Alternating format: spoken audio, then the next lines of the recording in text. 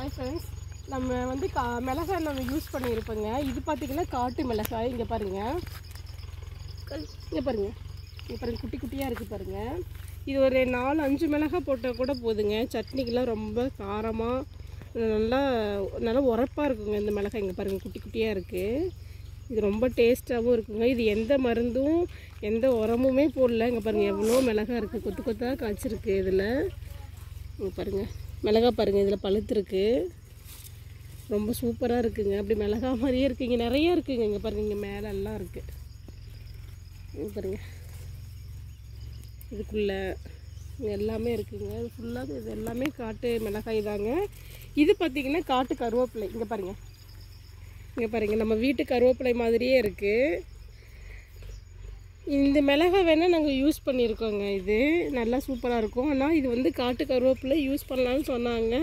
ஆனால் நான் வந்து இது வரைக்கும் ஒன்றும் யூஸ் பண்ணதில்லைங்க.